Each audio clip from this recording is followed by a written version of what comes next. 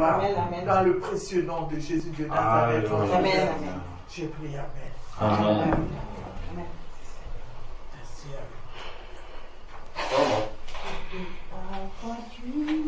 Seigneur m'appelle.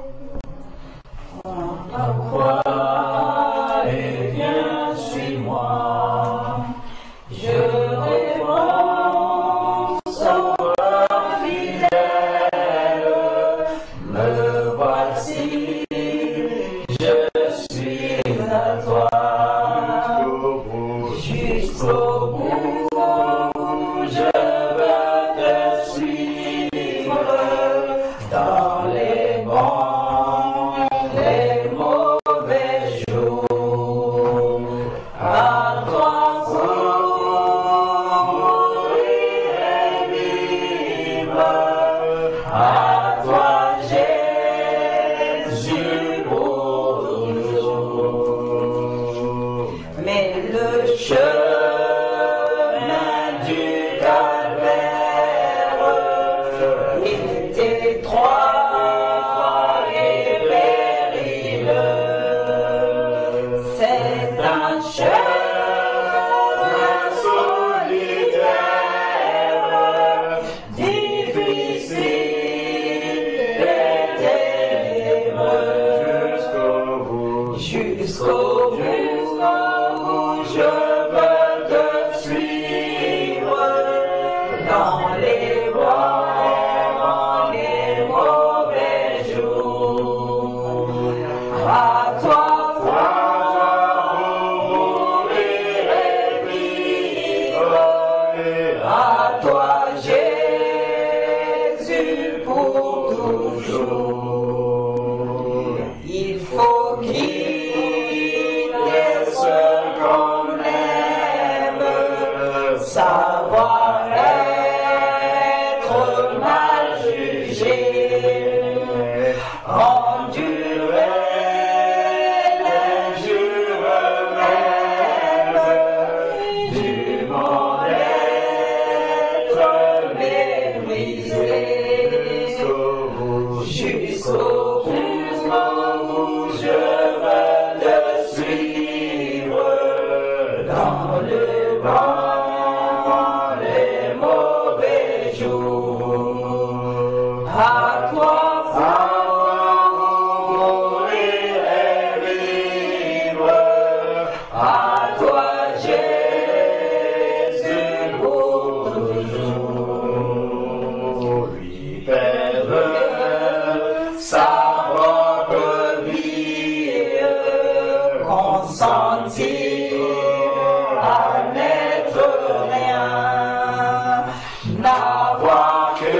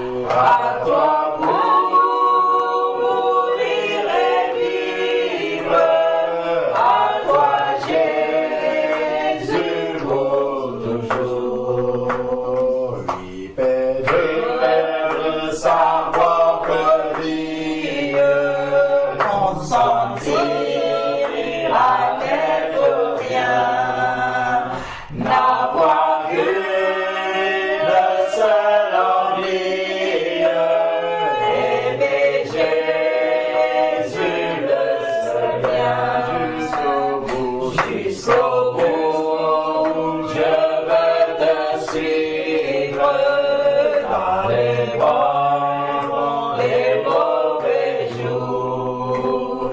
À toi pour mourir et vivre, à toi Jésus pour toujours. Il faut quitter ce qu'on aime, savoir être mal jugé, endurer l'injure même du monde, être méprisé jusqu'au bout, je veux te suivre dans les bons, les mauvais jours. À toi pour mourir et vivre, à toi Jésus pour toujours. Il faut quitter ce qu'on aime, savoir être mal jugé, endurer l'injure même du monde, être méprisé jusqu'au bout, je veux te suivre dans les bons, les mauvais jours. À toi pour mourir et vivre, à toi Jésus pour toujours. Mais le chemin du calvaire est étroit et périlleux. C'est un chemin solitaire, difficile et ténébreux. Jusqu'au bout, je veux te suivre dans les bons, les mauvais jours. À toi faut mourir et vivre, à toi Jésus pour toujours.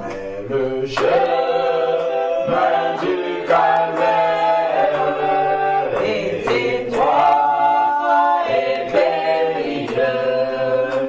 C'est un chemin solitaire, difficile et ténébreux. Jusqu'au bout, je veux te suivre dans les bons, les mauvais jours. À toi pour mourir et vivre, à toi Jésus pour toujours.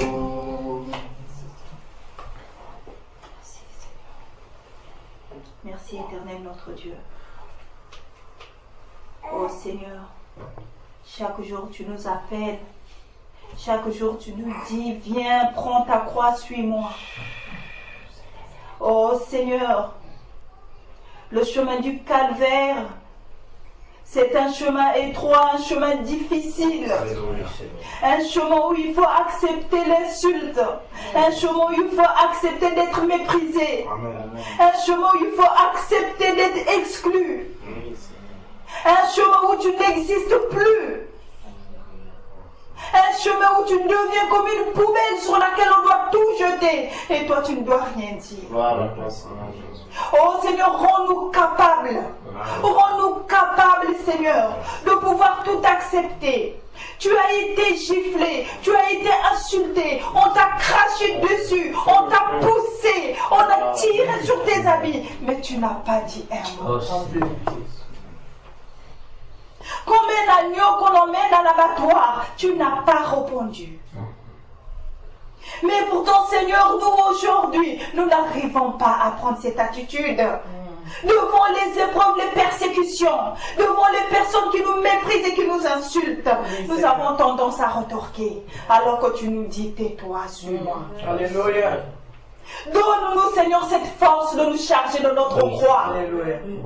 La vérité. Donne-nous cette force parce que tu nous as pas dit que ton chemin était facile. Oui, Seigneur. Très difficile. Tu nous as pas dit qu'il n'y aurait rien sur ton chemin. Tu nous as dit juste de prendre notre croix, de renoncer à nous-mêmes et de te suivre. La vérité. Quelles que soient les épines que nous allons rencontrer, quelles que soient les montagnes qui doivent se dresser sur notre chemin, quels que soient les océans qui vont se soulever, quels que soient les vents et les tempêtes, tu nous dis accrochez-vous, marchez et suivez-moi. Alléluia. Donne-nous la force. Donne-nous la force, Seigneur.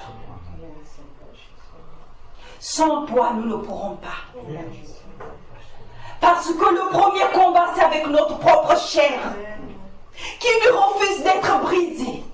Notre chair qui a peur de la souffrance. Notre chair qui a peur des insultes. Notre chair qui a peur du jugement de l'autre. Seigneur, rends-nous capables, afin que nous soyons les véritables imitateurs. Nous voulons te ressembler, Seigneur. Nous voulons apprendre à nous taire. Nous voulons apprendre à éprouver de la joie. Comme tu dis dans ta parole, soyez toujours joyeux. Amen, amen. Dans les difficultés, soyez toujours joyeux. Amen. Dans les soucis, soyez toujours joyeux. Dans les combats, soyez toujours joyeux. Amen. Quand vous avez faim, soyez toujours joyeux. Quand vous mangez, soyez toujours joyeux. Quand vous savez de quoi vous vêtir, soyez toujours joyeux. Quand vous n'avez rien à porter, soyez toujours joyeux. Parce que je suis au milieu de vous. Parce que je ne vous laisse pas. Parce que je suis toujours là auprès Amen, de vous. amen, amen, amen. Merci, Seigneur. Merci, Seigneur. Les plaintes sont devenues monnaie courante dans la bouche de mon peuple. Arrêtez de vous plaindre. Supportez les difficultés. Supportez un peu d'injustice. Supportez d'être méprisé. Supportez d'être calomnié. Ne rendez pas le mal pour le mal. La vérité. Ne méprisez pas celui qui vous méprise. Amen, Jésus, amen. Merci, Seigneur. Obéissez à ma parole. Amen, Jésus. Obéissez à ma parole. Rendez ma joie parfaite. Marchez dans mes commandements. Soyez toujours joyeux. Amen. Soyez toujours joyeux. Amen.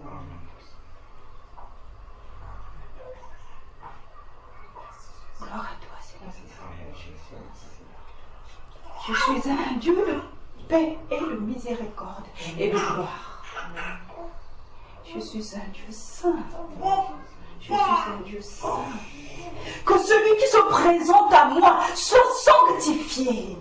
Que celui qui m'invoque soit sanctifié. Élevez les mains pures. Élevez les mains pures. Adorez-moi avec sainteté, avec vérité Amen. et sincérité.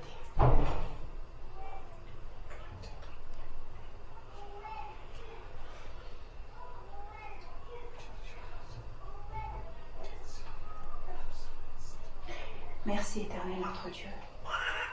Merci Seigneur pour l'amour que tu nous témoignes, nous qui ne sommes rien. Merci Seigneur pour l'amour que tu nous témoignes, nous qui étions perdus. Tu es venu nous réconcilier avec toi-même. Amen. Tu es parti nous chercher dans les fins fonds, Seigneur, des ténèbres dans lesquelles nous vivons. Amen. Tu nous as emmenés à ta sainte lumière pour faire de nous des sacrificateurs. Amen, Jésus. Merci éternel Dieu pour la lumière, Seigneur, que tu nous fais resplendir dans nos vies. Merci Seigneur parce que c'est toi qui chasses les ténèbres autour de nous. Merci Seigneur parce que c'est toi qui nous donne la force chaque jour de marcher. Merci parce que c'est toi Seigneur qui nous réveille tous les matins et qui nous donne de quoi nous nourrir. Que ton nom soit élevé, que ton nom soit glorifié dans nos vies, d'éternité en éternité. Les enfants, on va faire un petit rappel. dans la parole du Seigneur, dans 2 Corinthiens chapitre 5 verset 17, que nous connaissons par cœur. 2 Corinthiens chapitre 5 verset 17.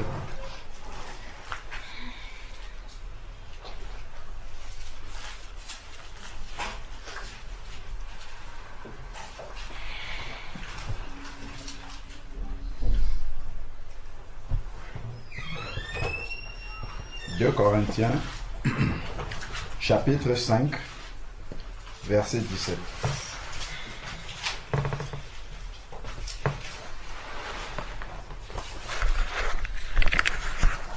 La parole de Dieu nous dit: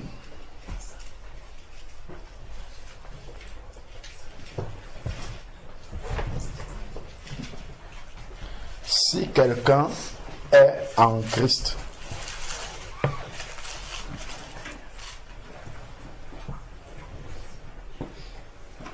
si quelqu'un est en Christ, il est une nouvelle créature.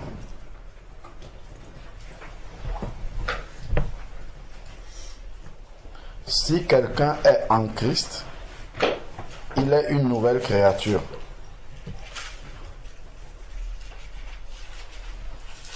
Les choses anciennes sont passées, et voici toutes choses sont devenues nouvelles.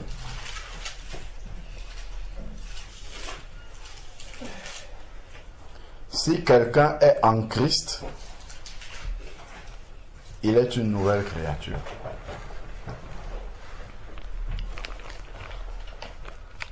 Nous citons beaucoup ce verset, nous le connaissons bien.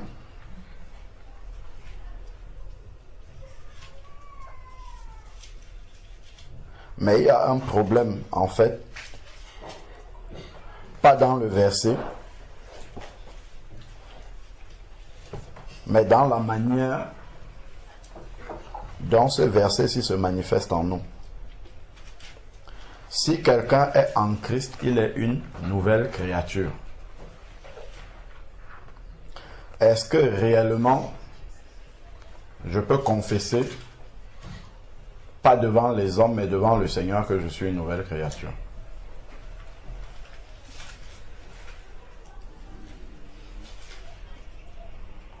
Je peux confesser par la foi, en théorie, que je suis une nouvelle créature.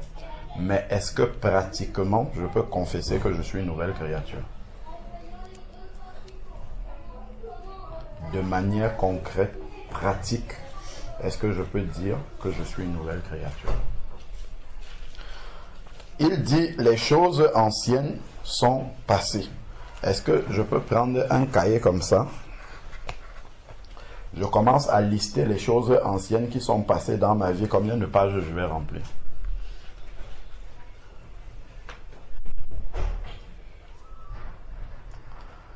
Est-ce que je peux prendre un cahier comme ça et commencer à lister les choses anciennes qui sont passées, non pas sur mon apparence extérieure, mais dans mon cœur?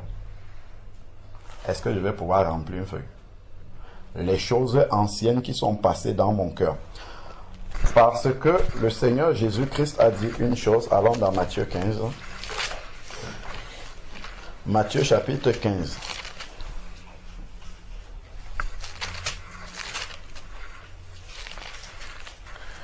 Matthieu chapitre 15. Jésus dit, on peut prendre à partir du verset 15.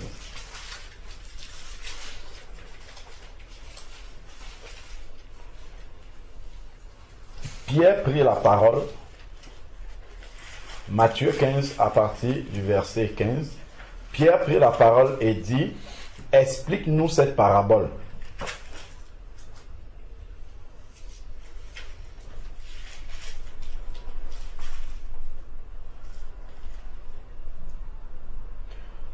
Pour qu'on comprenne bien le contexte, lisons le verset 10. Jésus appela à lui la foule et dit, écoutez et comprenez. Donc on peut écouter sans comprendre, mais il dit écoutez et comprenez. Ce n'est pas ce qui entre dans la bouche qui rend l'homme impur, mais c'est ce qui sort de la bouche. C'est ce qui rend l'homme impur. C'est ce qui sort de la bouche. Et ça, le Seigneur va aller à l'origine pour nous montrer ce qu'il y a là. Donc, je saute toute la suite là-bas. Les pharisiens vont parler ainsi de suite. Mais le verset 15, c'est à partir de là que ça nous intéresse. Pierre prit la parole et lui dit, explique-nous cette parabole. Et Jésus lui dit, vous aussi êtes-vous sans intelligence? Ne saisissez-vous pas que tout ce qui entre dans la bouche va dans le ventre, puis est jeté à l'écart? Mais ce qui sort de la bouche provient du cœur. Ce qui sort de la bouche provient du cœur et c'est ce qui rend l'homme impur. Car c'est du cœur que viennent les mauvaises pensées, les meurtres. Tu vas dire, je n'ai jamais tué quelqu'un. Gardons un doigt dessus et allons voir ce qu'il appelle meurtre. Matthieu chapitre 5.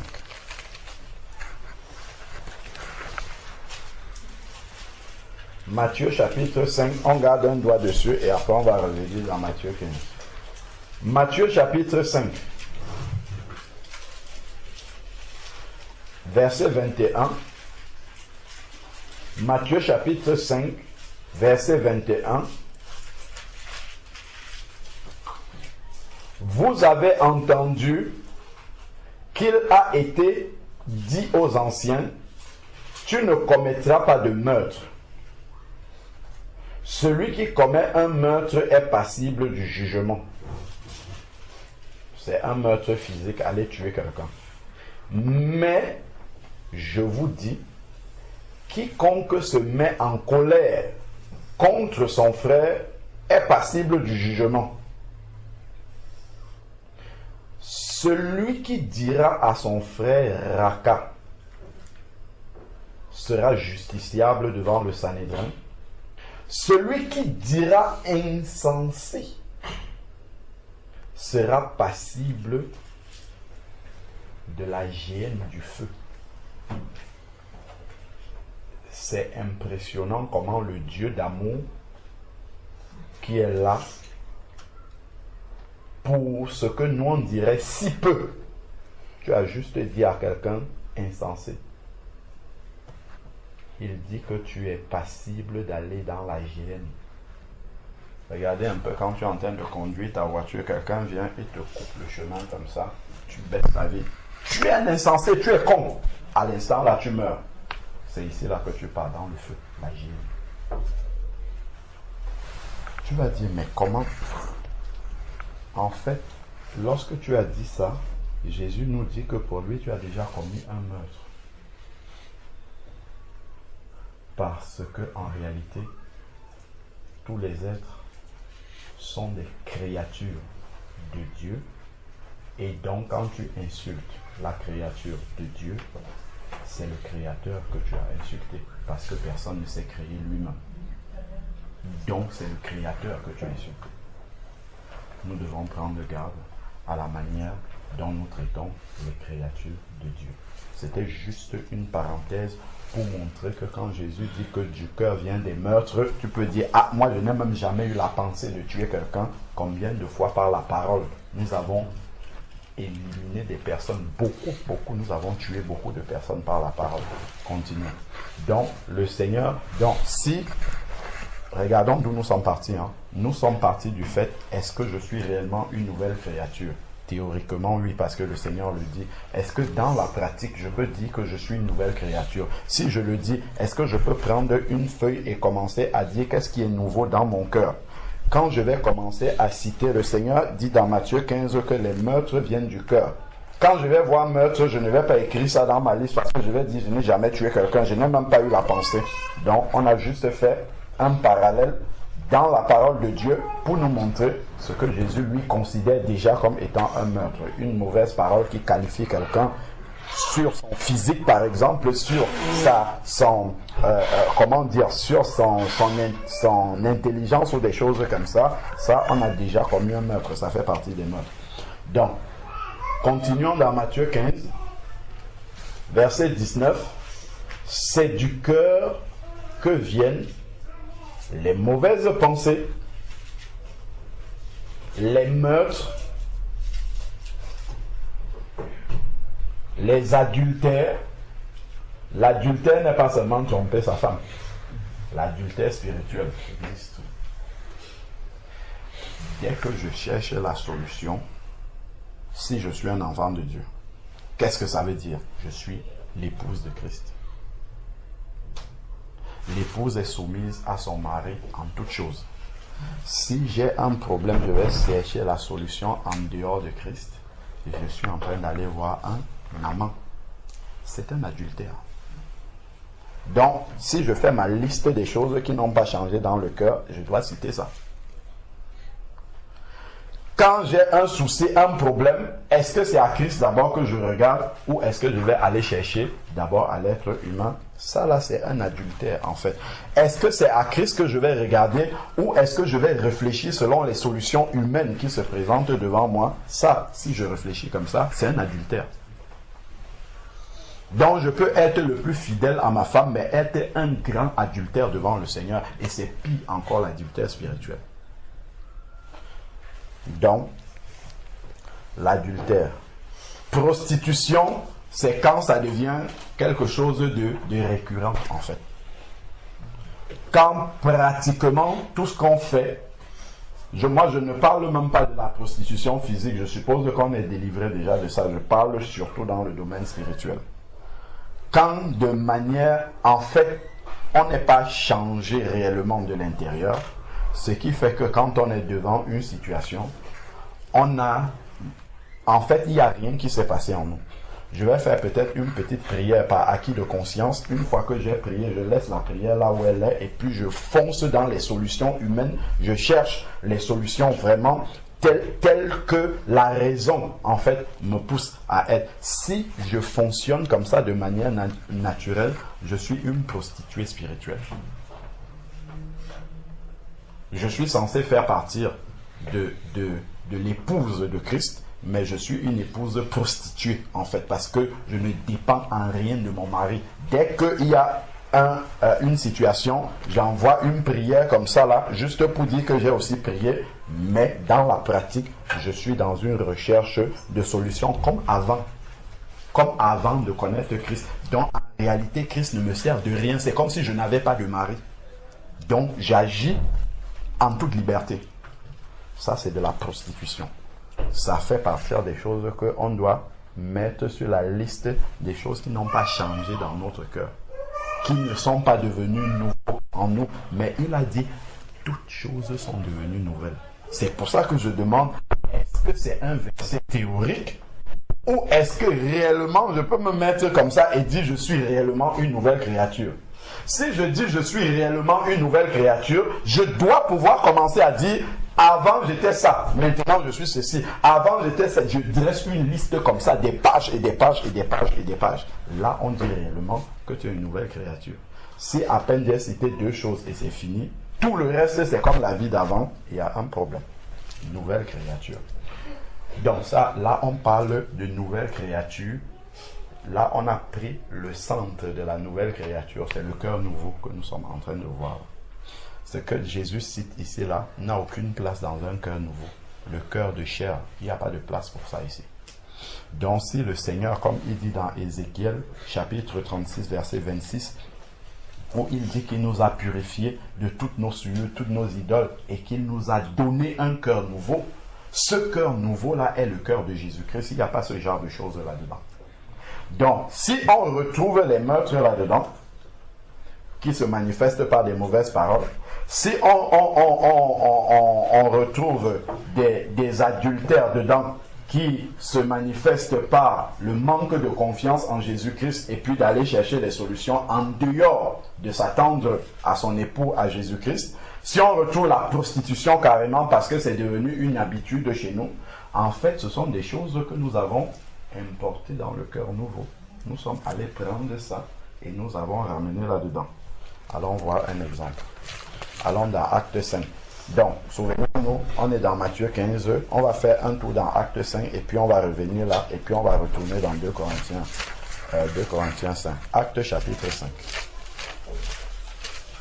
Acte chapitre 5.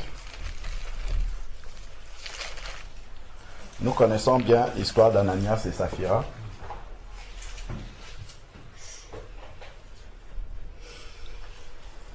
Acte chapitre 5. Alors, verset 1. Mais un homme du nom de Ananias et Saphira, sa femme, là nous sommes au milieu des enfants de Dieu, où tout le monde est censé avoir un cœur de chair, un cœur nouveau, le cœur de Jésus-Christ. Donc, il va se passer quelque chose. Mais un homme du nom d'Ananias et Saphira, sa femme, vendit une propriété et retint avec le consentement de sa femme une partie du prix. Puis il apporta l'autre partie et la déposa aux pieds des apôtres. Pierre lui dit, Ananias, pourquoi Satan a rempli ton cœur? Satan n'était pas dedans, mais Satan est venu remplir, souiller le cœur qui était le cœur de chair. Nous pouvons ouvrir la porte à Satan comme ça pour souiller le cœur de chair que le Seigneur nous a donné par tant de choses. La convoitise, il y a tellement de choses qui peuvent souiller ce cœur de chair que le Seigneur nous a donné. Pourquoi Satan a-t-il rempli ton cœur au point de mentir? Est-ce que nous voyons la relation? Jésus a dit que ce n'est pas ce qui entre dans la bouche qui souille l'homme, mais c'est ce qui sort. Qu'est-ce qui s'est passé? Satan a souillé le cœur et une parole de mensonge est sortie. Parce qu'à l'intérieur, il y avait la souillure déjà, la duplicité. Il a vendu le terrain. Il aurait pu ne pas ramener l'argent, ce n'était pas une obligation. Seulement, il veut prendre les honneurs du fait qu'il a vendu son terrain, il a ramené l'argent et il dit que c'est tout qu'il y a là. Alors qu'il aurait pu dire, j'ai vendu, d'ailleurs, quand on lit l'histoire, j'ai vendu à tel prix. Avec mon épouse, on a jugé que c'était nécessaire de donner, je ne sais pas, tel montant. Le reste, on va l'utiliser. Ça, ce n'était pas un problème. C'est le fait de mentir, de dire qu'il a tout, il a vendu et que voici le prix de tout alors qu'il a gardé une partie. Donc, il y a une souillure qu'il a laissée entrer dans le cœur et ça s'est manifesté par une parole de mensonge au Saint-Esprit. Là, il a blasphémé. Donc, ici, Pierre dit à Ananias, pourquoi Satan a-t-il rempli le cœur au point où tu mentes, la bouche? Donc le cœur d'abord est souillé et ensuite la bouche va pécher. Donc au point où tu mentes au Saint-Esprit, au point de mentir au Saint-Esprit et de retenir une partie du prix du champ. Lorsque tu l'avais, ne demeurait-il pas avec toi? Et après la vente, le prix n'était-il pas à ta disposition? Il pouvait en faire ce qu'il voulait. Personne ne l'avait obligé de venir dire que c'est la somme totale qu'il a ramenée. Comment as-tu mis dans ton cœur?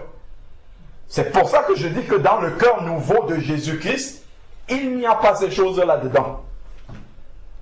Donc, si tu ne pardonnes pas, c'est toi qui as décidé de ne pas pardonner. Ce n'est pas Dieu qui a fait ça. C'est toi-même. En fait, tu es un rebelle. Tu as décidé, je ne pardonne pas à telle personne. Si tu gardes rancune à ton frère, à ta soeur, c'est toi-même qui as décidé de prendre la rancune à l'extérieur et de mettre dedans.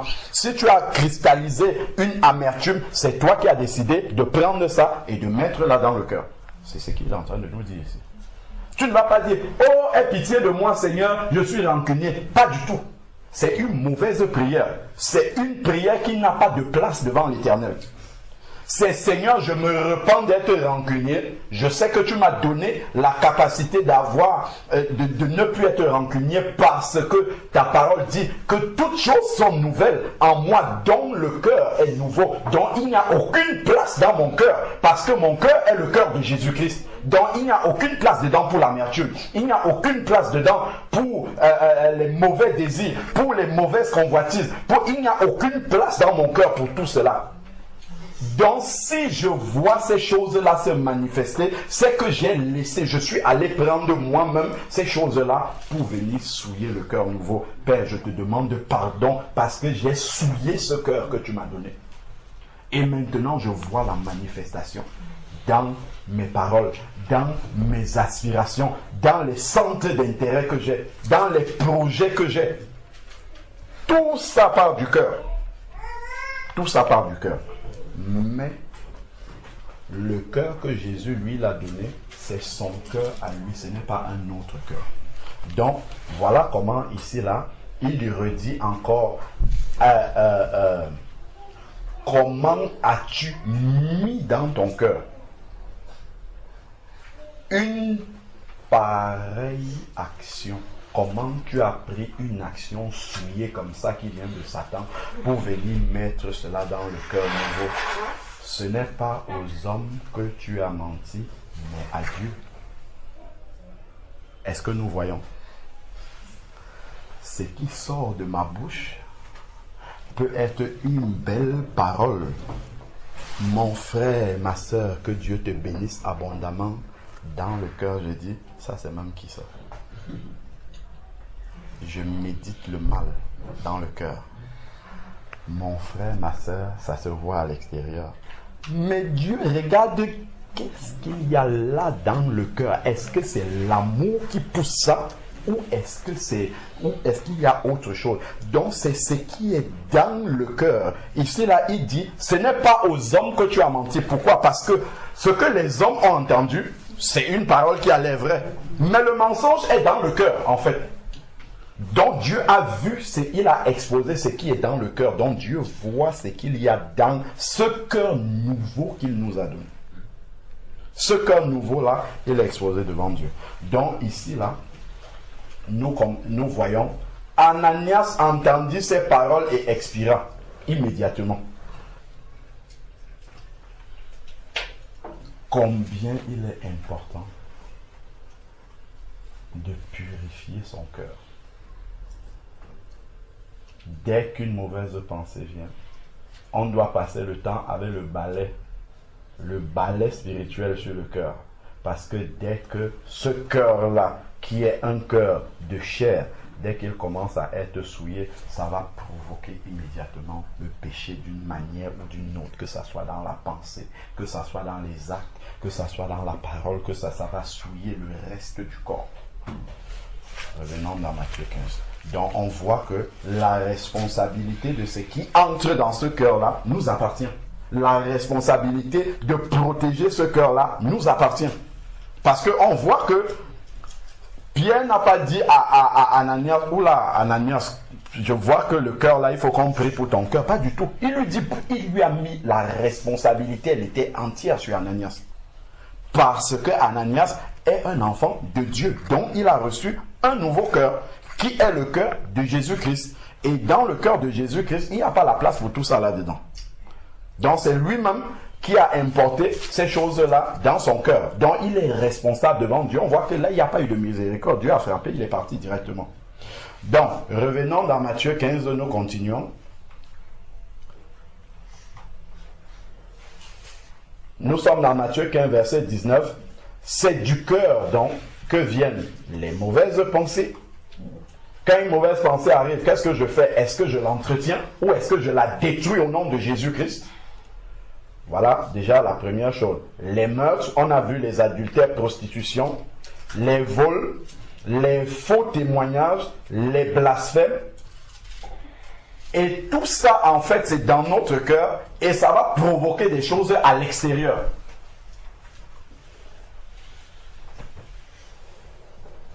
Ça va provoquer le péché à l'extérieur. Voilà ce qui souille l'homme. Voilà ce qui souille l'homme. Mais manger sans se laver les mains, ce n'est pas ce qui rend impur. Donc, voilà déjà comment nous avons parlé de la nouvelle créature.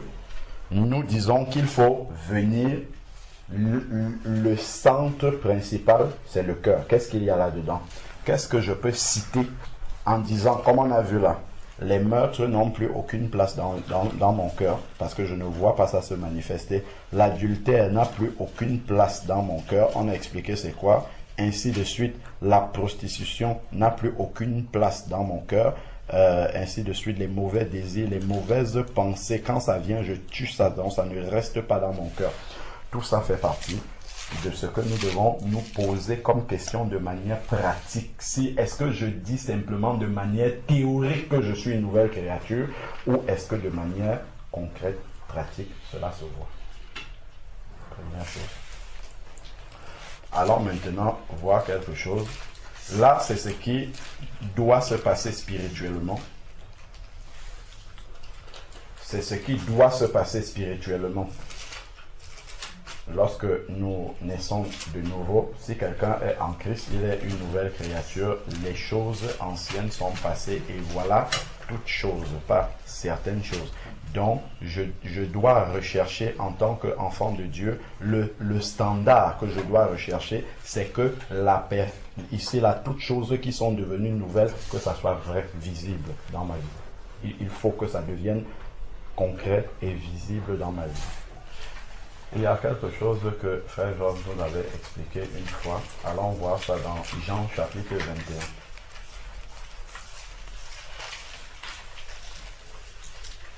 Jean chapitre 21.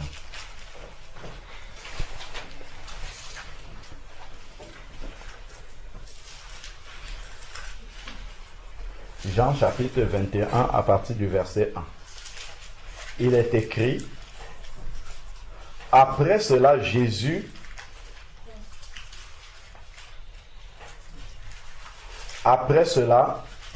se manifesta encore aux disciples sur les bords de la mer de Tibériade. Jean chapitre 21. Voici comment il se manifesta. Simon Pierre, Thomas appelé Didyme, Nathanaël de Cana en Galilée, fils de Zébédée, et 2 autres de ses disciples étaient ensemble. Simon Pierre leur dit: je vais pêcher. Il dit: allons, nous aussi avec toi. Ils sortirent et montèrent dans la barque. Cette nuit-là, ils ne prirent rien. Le matin venu, Jésus se trouva sur le rivage, mais les disciples ne savaient pas que c'était Jésus.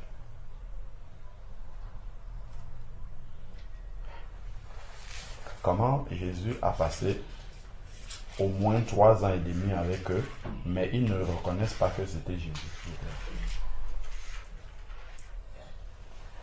Jésus leur dit: enfants, n'avez-vous rien à manger? Il répondit non. Il leur dit: jetez le filet du côté droit de la barque et vous trouverez. Ils le jetèrent donc et ils n'étaient plus capables de le retirer à cause de la grande quantité de poissons. Alors le disciple que Jésus aimait dit à Pierre: c'est le Seigneur. Il a reconnu, mais après que Jésus ait manifesté quelque chose, que en fait ça c'est le Seigneur qui est là. Et cette scène-ci intervient après la résurrection de Jésus. Donc après la résurrection de Jésus-Christ, les disciples qui étaient pourtant avec lui ne le reconnaissent plus physiquement. Allons dans Romains chapitre 6. Romains chapitre 6. Romains chapitre 6.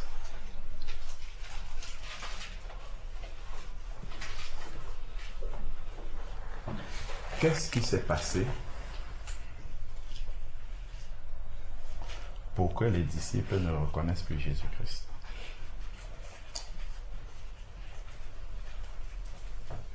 Il a fallu que Jésus meure.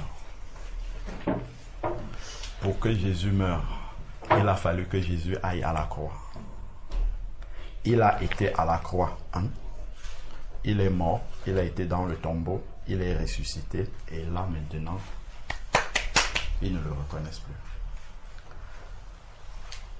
Lisons d'abord ici, et après on va expliquer. Romains chapitre 6, verset 3. Ignorez-vous que nous tous qui avons été baptisés en Jésus-Christ, c'est en sa mort que nous avons été baptisés. Écoutons bien ce qu'il est en train de dire. Il dit que le baptême, c'est en sa mort que nous avons été baptisés. Nous avons donc été ensevelis, enterrés avec lui par la mort du baptême, afin que, donc il y a un but, comme Christ est ressuscité. Là, on a vu Christ physiquement ressuscité. Comme Christ est ressuscité d'entre les morts, par la gloire du Père, de même nous aussi, nous marchions en nouveauté de vie. Comme Christ est ressuscité et les proches qui étaient avec lui ne le reconnaissent plus du tout, de la même manière, lorsque je suis enseveli dans le baptême et que je ressors, ceux qui sont à côté de moi ne me reconnaissent plus parce que ma vie est transformée, parce que ma vie est changée, parce que ma vie est devenue nouvelle. Et ça ne doit pas être théorique. Maintenant, comment est-ce que ça doit arriver? Ce n'est pas parce qu'on te prend, on te plonge dans les eaux du baptême, tu sors, et maintenant, quand tu es sorti, les autres déjà physiquement, tu n'as pas changé, donc les autres vont te reconnaître physiquement. Par contre, ils doivent voir de manière pratique dans ta vie qu'il y a un renoncement, un changement radical. Ils ne doivent plus reconnaître la manière dont tu réfléchis, la manière dont tu te projettes, la manière dont tu penses, la manière dont tu parles. Toutes ces choses-là doivent radicalement changer. Et c'est pour cette raison-là qu'on ne te reconnaît plus. Mais avant que tout cela ne change, mais il faut la croix, il faut la mort. Si tu ne meurs pas, tu seras la même personne. Ce n'est pas théorique ça. Il faut accepter la croix dans sa vie pour que le changement vienne. Si tu n'acceptes pas, c'est par la croix en fait que Jésus va réellement changer ta vie. Si on vient te provoquer et tu te défends, si Jésus met toutes ces choses-là devant nous, pour que nous mourons et que nous changions réellement, pour que nous réalisons qu'il nous a donné une capacité que nous n'avions pas avant, la capacité de résister à la tentation, de répondre à quelqu'un, de rendre le mal par le mal, de vouloir m'expliquer toujours. Il nous a donné la capacité de mourir, la capacité d'accepter les épreuves, d'accepter la croix, la souffrance dans notre vie. Il nous a donné cette capacité-là. Mais si tu ne meurs pas, si tu ne passes pas, tu n'acceptes pas la croix, c'est sûr que tu ne vas pas mourir. S'il n'y a pas mort, il n'y a pas résurrection. S'il n'y a pas croix, il n'y a pas mort. S'il n'y a pas mort, il n'y a pas résurrection. S'il n'y a pas résurrection, ça veut dire qu'il n'y a pas de transformation, il n'y a pas de changement dans ta vie. Tu seras la même personne. Les gens vont toujours te voir comme avant. Et c'est clair et net que si tu n'es pas ressuscité, tu ne vas pas pouvoir amener une âme réellement à la conversion. Ce n'est pas possible. Tu vas parler de la Bible, mais ça sera comme une belle histoire que tu racontes qui s'est passée très loin parce qu'elle n'est pas vraie pour toi. Elle doit d'abord être vraie pour toi pour que en parlant à l'autre, ça devienne vrai aussi pour lui et que ça le touche. Si ça n'a pas marché pour toi, pourquoi tu veux que ça marche pour l'autre? Comment par toi ça va marcher pour l'autre? Pas du tout. La Samaritaine dans Jean 4, quand elle rencontre le Messie, elle va raconter ce qu'elle a vécu avec lui. Elle ne parle pas dire j'ai entendu un témoignage sur internet qui dit non, c'est son propre témoignage dont elle parle. C'est son propre vécu. Dont la mort. La mort est la base du changement. La croix est la base du changement. Et comme le Seigneur dit que si quelqu'un est en Christ, il est une nouvelle créature. Et nous avons compris que pour devenir une nouvelle créature, il faut être ressuscité. Pour être ressuscité, il faut être mort. Pour être mort, il faut passer par la croix. Voilà pourquoi dès le début, Jésus, avant de nous dire que tu es une nouvelle créature, il prévient déjà avant. Matthieu chapitre 16, verset 24. Ou bien prenons Luc 14, c'est mieux. Prenons Luc chapitre 14. Luc chapitre 14, à partir du verset 25. Luc chapitre 14, à partir du verset 25. De grandes foules faisaient route avec Jésus. Il y a beaucoup de personnes. Les catholiques suivent Jésus, les témoins de Jéhovah suivent Jésus, les mormons suivent Jésus. Il y a beaucoup de personnes, même l'église de maison suit Jésus, les dénominations suivent Jésus, tout le monde suit Jésus. En tout cas, beaucoup de personnes suivent Jésus. Il y a ceux qui ne suivent pas Jésus, mais beaucoup de personnes suivent Jésus. Bon, Jésus ne repousse pas ceux qui viennent le suivre. Mais regardons ce qu'il va faire. Donc, de grandes foules suivent Jésus. Si c'était un parti politique, Jésus, le responsable du parti politique, serait très content qu'il a des masses et des masses qui le suivent. Mais regardons ce qu'il va faire. De grandes foules faisaient route avec Jésus. Déjà, moi, je dis suivait, mais là, on dit faire route avec lui. Ce n'est pas la même chose. Nous pouvons faire route comme ça ensemble. Ça veut dire tu marches à côté de moi, je marche ensemble. On descend d'ici ensemble. Et d'ailleurs, on va prendre l'exemple concret. Quand on finit les réunions ici, qu'est-ce qui se passe? Nous prenons l'ascenseur ensemble là, mais est-ce qu'on va dans les mêmes maisons? Ah, pas du tout. On fait route ensemble dans l'ascenseur. Dès qu'on va arriver là, chacun va prendre un chemin différent. Donc, voici des personnes qui font route avec Jésus, mais ne vont pas au même endroit que Jésus. Donc, on peut être tous là, on confesse Jésus-Christ, mais chacun, dans son cœur, on part toujours de là, dans le cœur, il n'a pas l'aspiration d'aller dans la même destination que tout le monde. Il n'est pas décidé, en fait c'est ça, la vraie raison, c'est qu'il n'est pas décidé à aller jusqu'au bout, au terminus que Jésus-Christ a dit. Donc, il y avait la grande foule. Sachant que quand il y a toujours la grande foule, le Seigneur va venir déposer le critère qui va définir ceux qui le suivent et ceux qui sont juste là pour la figuration. Même au milieu de l'église, le Seigneur va toujours venir tamiser. Ça peut être les épreuves qui vont tamiser, ça peut être une situation. Le Seigneur laisse arriver ça dans l'église. On voit les cœurs se révèlent, les gens se divisent, ainsi de suite. En fait, le Seigneur, c'est des tamis en fait que Dieu fait. Et à la fin, il restera juste 12 disciples. Il y avait beaucoup comme ça au début. À la fin, il restera juste les 12 qui étaient là encore après, avant la mort de Jésus. Il y a encore un qui est sorti, ils sont restés 11. Sur tous les milliers et les milliers qui suivaient Jésus-Christ. Donc ici, des foules faisaient route avec Jésus-Christ. Il se retourna et dit, là, il va donner une parole qui fait la sélection. Il se retourna et dit, il y a un message comme ça qui est public, quand on prêche comme ça. Ensuite, maintenant, chacun doit vivre ce message-là personnellement, dans son intimité, dans sa pratique quotidienne personnelle avec le Seigneur Jésus-Christ. C'est là où il va. Ce n'est pas parce que tout le monde va dire Amen là que Jésus-Christ va dire c'est bon, tout le monde a compris. C'est quand Jésus va amener ce que nous allons dire là, dans une situation pratique de ta vie, concrète, où tu seras seul devant cette situation-là. Qu'est-ce que tu vas dire? C'est la manière dont tu vas aborder la croix qui est devant toi. Si tu vas l'accepter, ça veut dire que lorsque le message était tombé, ton Amen venait réellement de Dieu.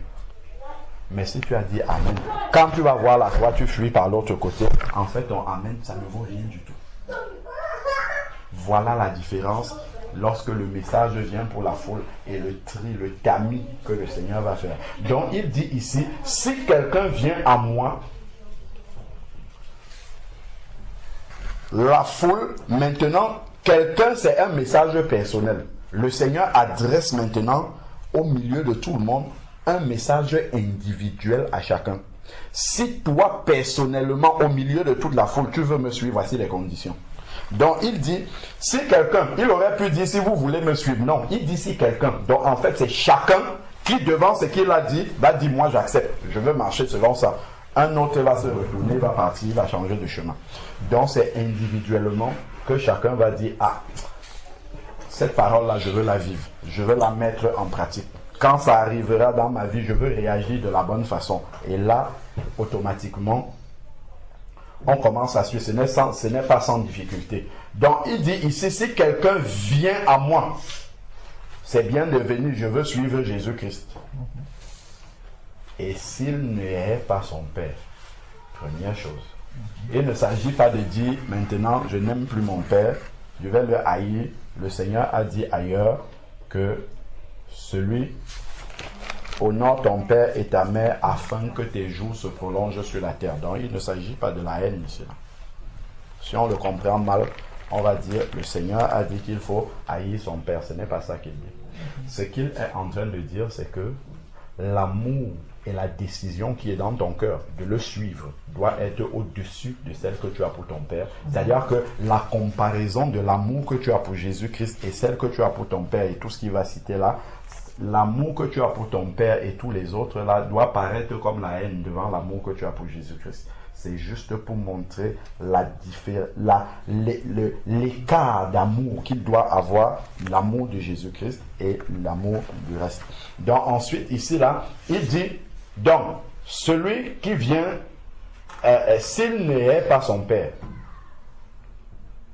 sa femme, ou son mari, sa mère, ses enfants, ses frères, ses sœurs, et même sa propre vie, il ne peut être mon disciple. Il ne dit pas qu'il peut essayer. Il dit qu'il ne sera jamais mon... Tant qu'il n'a pas encore fait ça, il ne peut pas être mon disciple.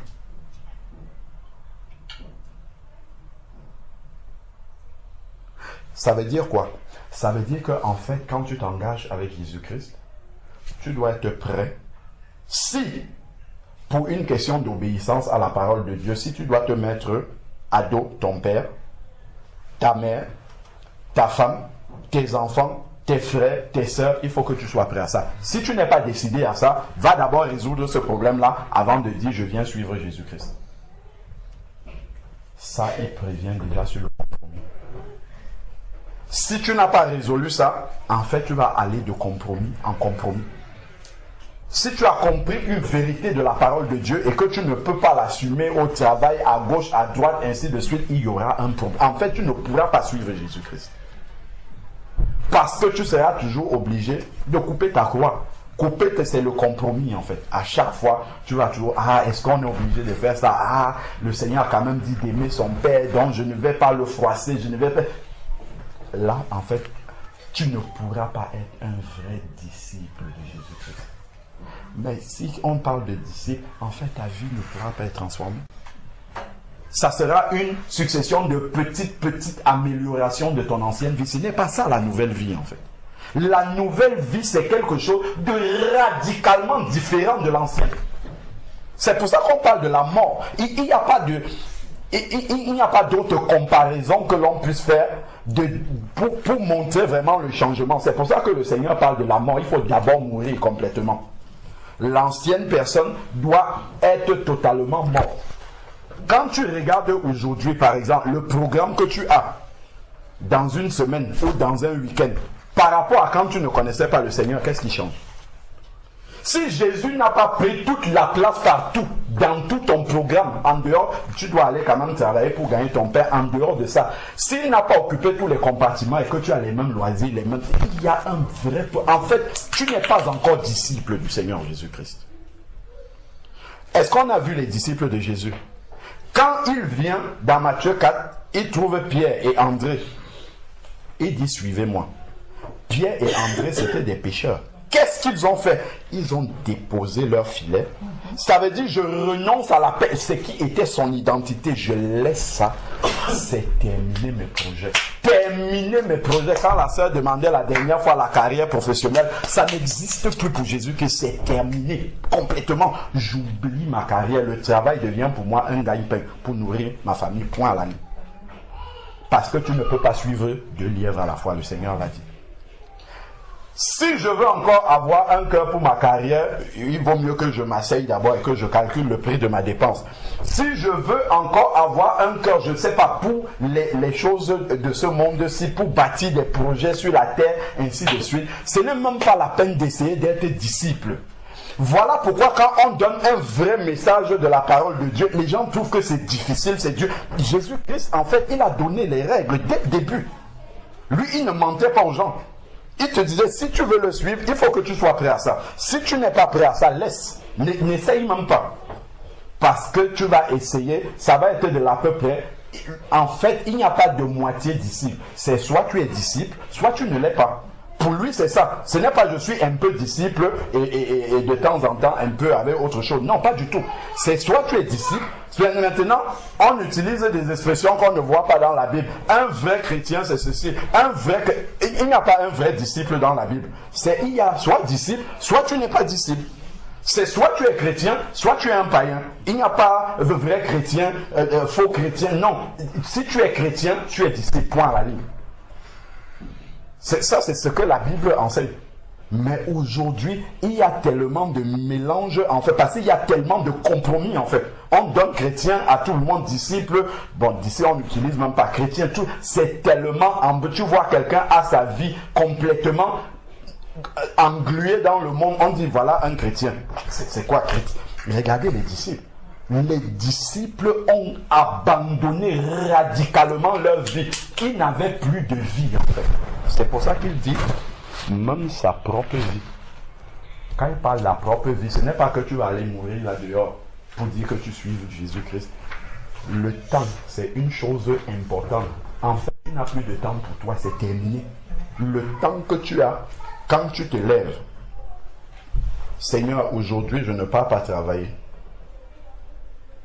Qu'est-ce que tu attends de moi cette journée? Qu'est-ce qui va glorifier ton nom maintenant dans la journée, c'est qui va commencer?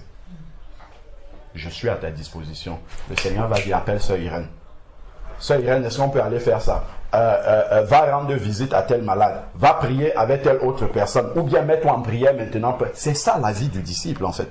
Si nous avons une autre vie, nous ne sommes pas disciples. Si je me lève, je pense d'abord, je vais aller, je ne sais pas, toutes les préoccupations que nous, oui, bien sûr, il faut aller à un moment faire les courses, mais ça doit être une parenthèse dans la vie d'un disciple. Ça ne doit pas être la vie du disciple, en fait. Ou si je dis, je vais aller faire mes courses, dans ma tête, j'ai prié déjà pour dire, Seigneur, mets quelqu'un dessus mon chemin, à qui je vais parler de toi. Comme ça, de deux, je fais d'une pierre deux coups, en fait. C'est l'évangélisation qui m'amène finalement à faire mes courses. C'est ça la vie du disciple. Sinon, en fait, je suis dans une religion. Mais Jésus, lui, n'a pas laissé la place à la religion. C'est pour ça que dès le début, quand les gens venaient nombreux là, il dit attention, voici le chemin. C'est pour ça qu'il a dit, je suis le chemin, la vérité et la vie. Il n'a pas laissé les gens s'engager sur ce chemin-là avant de découvrir ce que c'est. Non, il leur disait déjà dès le début, il donnait des bases claires. Si tu veux t'engager sur ce chemin-là, voilà ce que ça va te coûter. Si tu es prêt maintenant pour que ça te coûte ça, ok, vas-y. Maintenant, tu peux t'engager et puis je te montrerai par la suite ce que tu devras faire. Ensuite, maintenant, nous sommes toujours ici, là, dans Luc chapitre 14. Il dit, et perdre sa propre vie, il ne peut être mon disciple. Verset 27, Luc 14, verset 27. Et quiconque ne porte pas sa croix, on a déjà expliqué c'est quoi la croix. Quand on voit par exemple quelqu'un, il lui arrivait un accident ou un coup dur dans la vie, on dit oh il porte sa croix. Non, pas du tout, ça ce n'est pas la croix de Jésus-Christ. La croix de Jésus-Christ, on va lire tout à l'heure la croix. En fait, le Seigneur pouvait ne pas aller à la croix. S'il voulait, il aurait pu éviter la croix. D'ailleurs, les disciples lui ont proposé. Ils lui ont dit, si tu vas à Jérusalem là-bas, il cherche à te tuer. N'y allons pas. Il aurait pu dire, ok, ben je n'y vais pas. On ne l'aurait jamais tué. Même quand les gardes sont venus l'arrêter, il aurait pu se défendre. Puisqu'il a dit, il suffit juste de demander à mon père d'envoyer une légion dans pour me délivrer. Il aurait pu faire ça. De nous aussi, c'est la même chose tous les jours avec la croix. Si quelqu'un vient t'engueuler, tu es capable de lui répondre ou pas du tout. Si quelqu'un vient, il veut arracher, comme le Seigneur dit, arracher ton manteau, tu es capable de lui donner ta tunique ou de lui dire, pourquoi tu veux m'arracher ça? Ça ne dépend que de toi. C'est toi qui choisis de le faire. Parce que le Seigneur, lui, avec le cœur qu'il t'a donné, il t'a donné la capacité de réagir comme lui, il a réagi. Donc, ici, il dit, la croix n'est pas un malheur qui nous arrive comme ça, dont nous sommes obligés de subir les conséquences. La croix, c'est une souffrance volontaire que nous acceptons de subir pour le nom de Jésus. C'est une souffrance volontaire que nous acceptons dans notre vie parce que nous sommes disciples de Jésus-Christ. C'est ça la croix. Si je ne souffre pas parce que je suis disciple de Jésus, ce n'est pas une souffrance que quelqu'un vient m'imposer. Si je ne souffre pas parce que je suis disciple de Jésus, ça veut dire simplement que je ne le suis pas. C'est ça que ça veut dire. Ça veut dire que je ne suis pas disciple de Jésus. Celui qui n'est pas disciple de Jésus, il n'a aucune souffrance en fait à subir. Mais c'est le fait d'être disciple de Jésus, c'est ça qui va amener la souffrance dans ta vie. Donc il dit ici, quiconque ne porte sa croix et ne me suit. Donc, ce n'est pas que quand la souffrance sera là, j'abandonne d'abord Jésus-Christ en me lamentant sur cette souffrance que j'ai acceptée. Parce qu'on peut accepter la souffrance et ça pèse tellement qu'on passe le temps à murmurer. Murmurer, pourquoi moi? Pourquoi c'est ceci? Pourquoi c'est... En fait, là encore, je ne suis pas d'ici. Parce qu'il dit, tu as porté la croix, donc tu as accepté la souffrance et tu le suis. Donc tu as accepté ça et tu continues à le glorifier. C'est ça que ça veut dire. Hein? Tu continues à le remercier pour toutes ces épreuves et ces souffrances-là qui s'abattent dans ta vie. Parce qu'il est en train de te perfectionner en fait. Ça c'est la mort qui va amener la transformation dans ta vie. Souvenons-nous du verset qui dit, si le grain de blé ne tombe en terre et ne meurt, il ne peut porter du fruit. Amen. Donc il ne peut avoir de transformation dans sa vie. S'il n'y a pas la mort, il n'y aura pas de transformation dans nos vies. Si je demande à chacun d'entre nous, depuis que tu es converti à Jésus-Christ, combien de personnes, sans que tu mousses beaucoup, combien de personnes ont vu ton changement et ils sont venus à toi, ou bien t'ont entendu parler, ils sont venus parce que ils ont senti qu'il y a quelque chose qu'ils n'ont pas. Ils sont venus. Combien de personnes? Est-ce que tu peux lister combien de personnes? S'il n'y a personne, il y a un problème, mes frères. Mais s'il y a un vrai problème. Quand les gens entendaient Jésus-Christ, ils le suivaient directement. Quand les gens voyaient sa vie, ils le suivaient directement.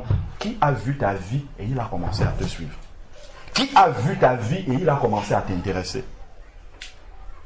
Il a commencé à s'intéresser parce qu'il voyait quelque chose de différent.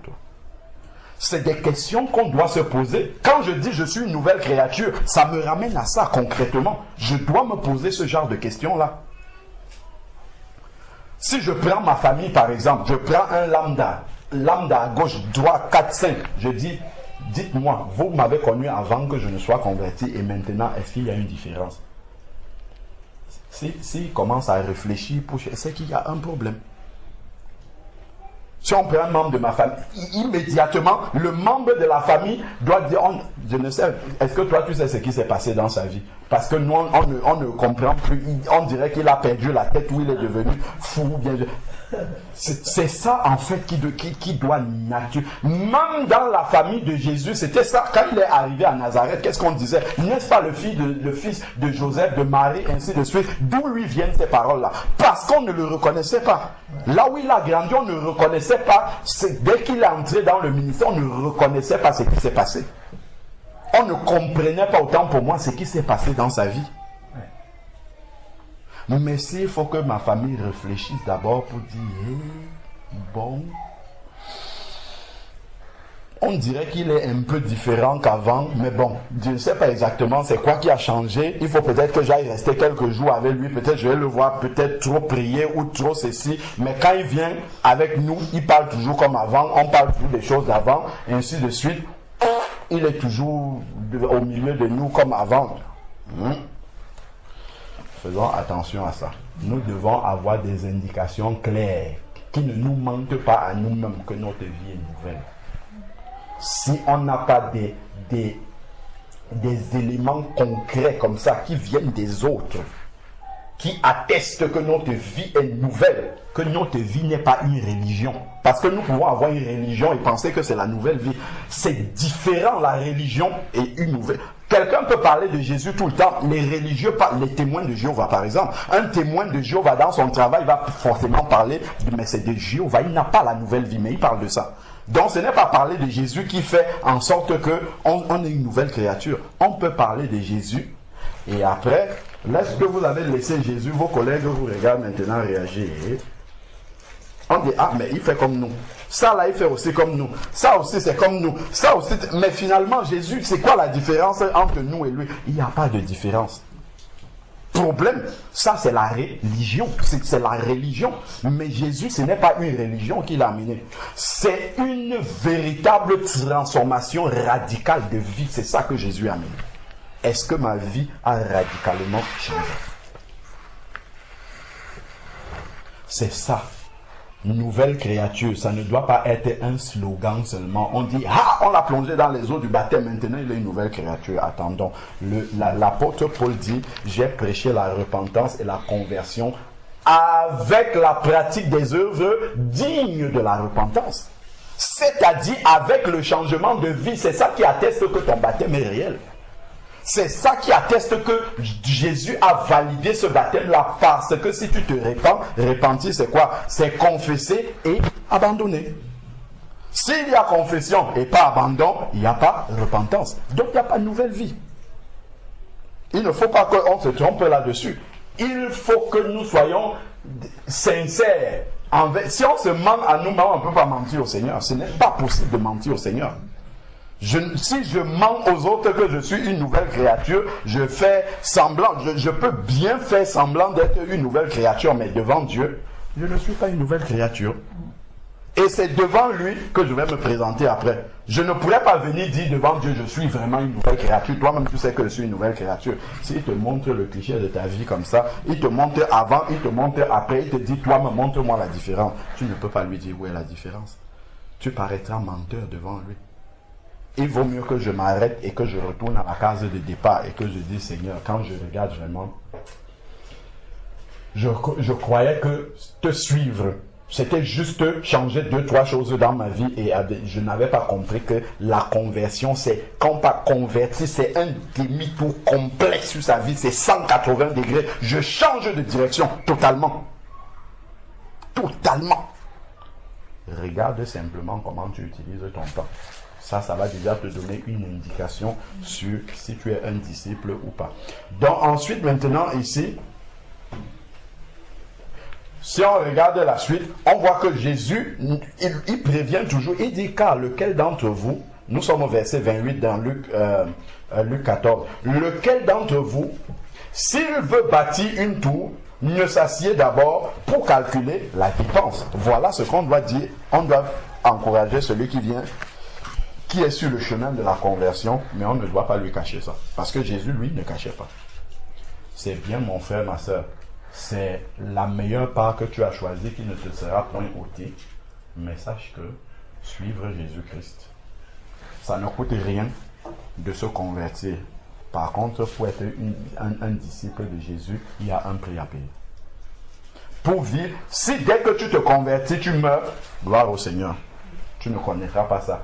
Mais si Jésus te laisse sur la terre, encore, il y a un prix à payer.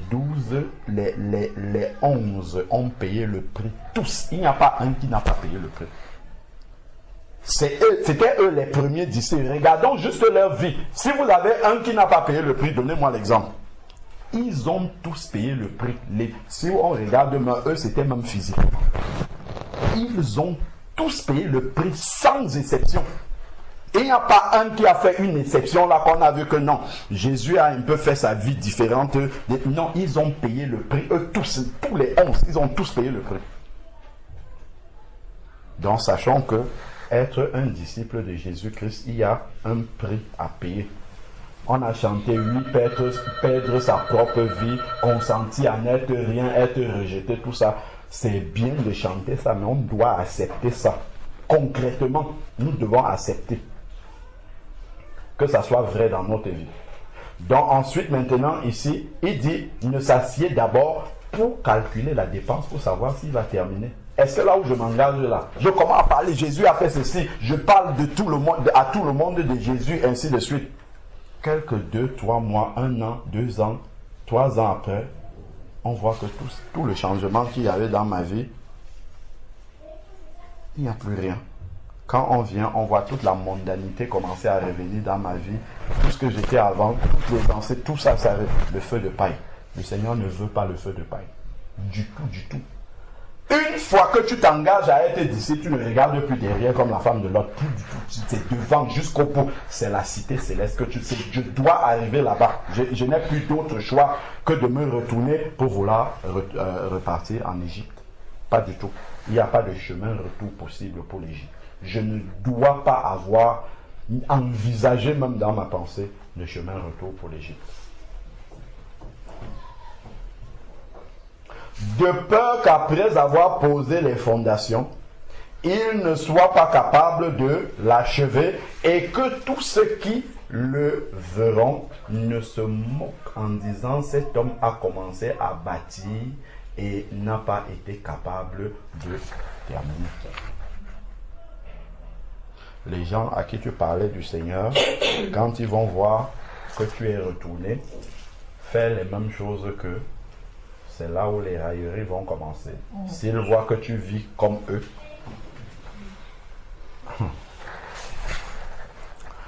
je nous assure en fait que partout où nous sommes, le Seigneur va toujours faire quelque chose pour nous montrer en fait que tout ce qu'on peut faire, on ne peut pas se cacher en fait. Il y a une situation qui s'est passée au travail. Il y a les traités d'évangélisation du billet de 50 €. J'avais donné ça à mes collègues. Là, il y a une de mes collègues qui va se marier. Et il y a un autre qui me dit, il faut que tu envoies un mail à tout le monde pour qu'on cotise. Moi, intérieurement, je ne veux pas prendre la responsabilité de faire ça. Parce que je sais qu'après avoir cotisé, on va aller acheter quelque chose que moi personnellement, c'est pas quelque chose que j'aurais souhaité. Donc, je ne veux pas participer de cette façon-là. Je vais l'aider d'une autre façon. Et là, quand je dis à mon collègue, non, je ne prends pas la responsabilité de faire ça. Il me dit, donc tu n'es pas charitable. Je dis, non, moi je l'exprime de manière différente. Il dit, les billets que tu distribuais là, c'est là où je me rends compte que, en fait, depuis que j'ai donné les billets, il observe la manière dont je... Et dès qu'il voit la faille qui ressemble à quelque chose qui manque d'amour, il met le doigt dessus. Donc il nous regarde. Si tu viens, tu dis que tu es chrétien. Si tu viens, tu parles de Jésus-Christ. Ton témoignage, ils vont scruter ça. C'est même ça, en fait, ils vont scruter. C'est dès que tu vas faire le faux pas, on va te dire là, tu as fait. C'est là où tu sens, en fait, tu comprends que tu ne peux pas te cacher. Si tu dis que tu es chrétien, on doit voir la différence. Donc si on te prend au piège, enfin pas au piège, si on te prend dans l'erreur, dans le contre-témoignage, et que ce contre-témoignage-là est vrai,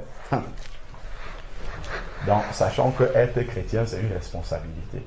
Quand on témoigne là, après, il y a la vie qui doit venir avec.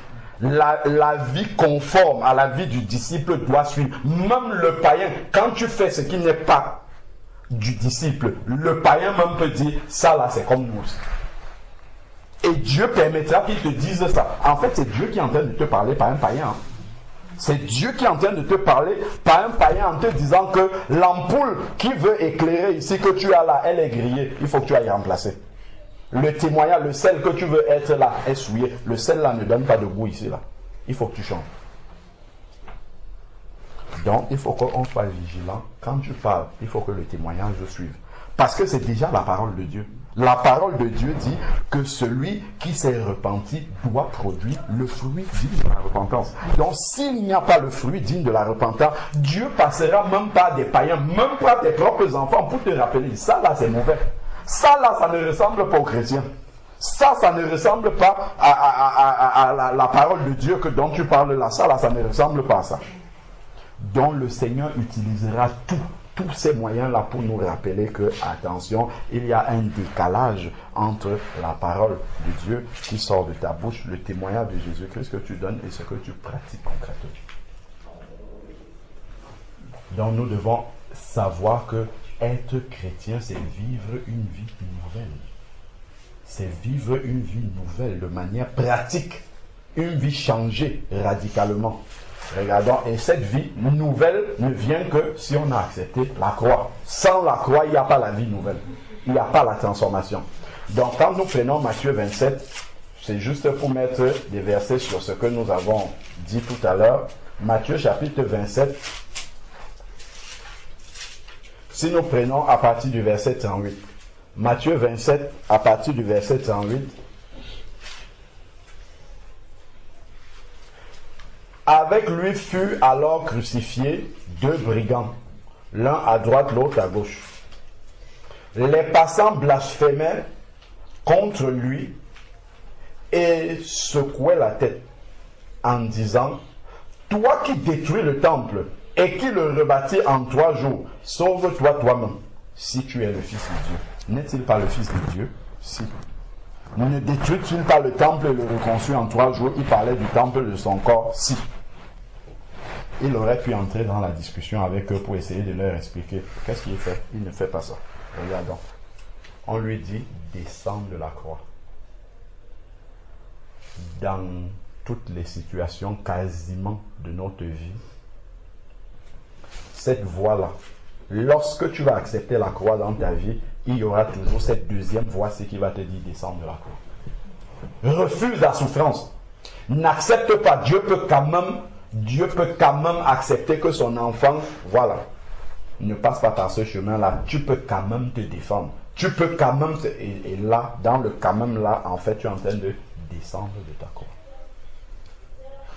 Souvenons-nous, dans l'Ancien Testament, on prenait l'Holocauste. On posait comme ça sur l'autel et le feu de Dieu descendait pour consumer l'Holocauste. Mais nous sommes l'Holocauste qu'on veut sacrifier. Quand on nous pose comme ça sur l'autel, quand le feu commence à descendre, l'Holocauste fuit. Donc, il n'y a pas de sacrifice. Il n'y a pas de croix, en fait, parce qu'on est descendu de cette croix. On est descendu de l'autel.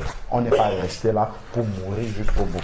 Donc, ici, Jésus avait la possibilité de descendre de la croix. Il n'est pas descendu. Donc, sachons, puisque dans Matthieu 10, il a dit que le disciple n'est pas plus grand que son maître. Donc ce que le maître a vécu, c'est la même chose que le disciple a vécu. Donc quand la croix va venir dans ta vie, quand les épreuves, les situations difficiles que tu dois vivre comme étant un chrétien vont arriver dans ta vie, sache automatiquement qu'il y aura la voie descendre de la croix. Donc il y aura toujours un chemin qui va te dire: n'y va pas, ne prends pas celui-là. N'accepte pas cette souffrance-là qui va arriver. Rejette cette souffrance-là, prends plutôt le chemin facile. La vallée que Lot a choisie, n'accepte pas la montagne qu'Abraham a choisie. Parce que la montagne, c'est difficile de grimper, descendre plutôt. Et Lot est descendu à Sodome, c'est ce qui lui est arrivé. Une partie de sa famille a été perdue. Les principaux sacrificateurs, verset 41, avec les scribes et les anciens, se moquaient en disant: donc on va se moquer de toi. Donc ça, ce n'est pas nouveau. Si on se moque de toi et tu te plains, en fait, c'est que tu n'as pas compris que le disciple, on doit se moquer de lui. Donc, se moquait aussi de lui et disait: il a sauvé les autres et il ne peut se sauver lui-même. Si on dit quelque chose et que j'ai la capacité de le faire, je n'ai pas besoin de démontrer aux gens que j'ai la capacité de le faire. Si je suis en train d'obéir à mon maître, on dit que toi tu es un mou, tu es un ceci, je n'ai pas besoin de démontrer aux gens que j'ai la capacité de faire autrement. Parce que mon obéissance, elle est intérieure. C'est un sacrifice que je suis en train d'offrir au maître. Donc je n'ai pas besoin d'extérioriser, de montrer autre chose, que je suis capable de faire autre chose. Je reste tranquillement, j'encaisse et à la fin, quand les autres seront en train de se moquer que je n'ai pas réagi ou que je n'ai pas réagi comme le monde réagit, comme les autres réagissent, moi, devant cette moquerie-là, je vais me réjouir dans mon cœur parce que je sais que devant le Seigneur, j'ai réussi l'épreuve. ce qui est l'échec devant les hommes est une grande réussite devant le Seigneur. Quand l'enfant de Dieu a réussi à se retenir et n'est pas tombé dans la médisance, qui est par exemple au milieu de tes collègues, il parle de sujets, il rigole des choses qui ne glorifient pas Dieu et tout, et toi tu es concentré dans autre chose, tu ne participes pas à ça. On va te lancer des vannes, des choses comme ça pour te sortir de là et t'amener à réagir, mais tu restes serein. Après on va commencer à dire des choses sur toi, tu dois te réjouir à ce moment parce que tu as réussi l'épreuve. C'est aussi une manière de te dire descends de ta croix. Descends de ta croix. Entre dans les conversations vulgaires, ainsi de suite comme ça. Au passage, Satan va souiller ta robe également. Il est roi, verset 42, il est roi d'Israël. Il est roi d'Israël. Qu'il descende de sa croix 2 fois. 2 fois. Quand tu vas refuser de descendre la première fois, ne pense pas que tu as gagné si vite. Devant encore, tu vas encore trouver une personne qui va te proposer, une personne ou une seconde ou une autre porte, une autre voie qui va t'éviter d'avoir à mourir, d'avoir à souffrir. Il y a toujours un deuxième chemin qui est là, que tu peux emprunter, qui est un raccourci. Par contre, si tu empruntes ce chemin-là, ça, tu seras descendu de ta croix. Et on sait bien que tu descends de ta croix. Il n'y aura pas la mort, il n'y aura pas la transformation, il n'y aura pas la nouvelle. Combien, ce qui caractérise en fait, une des caractéristiques de notre ancienne vie, c'est quoi? Devant toutes les situations que nous vivions, nous cherchions à prendre des raccourcis. Tout ce qui est facile, qu'on peut éviter de souffrir dans tous les domaines, c'est ce qu'on faisait. On prend les raccourcis, tout ce qui peut nous éviter de souffrir là, on prend pour que les choses soient simples pour nous.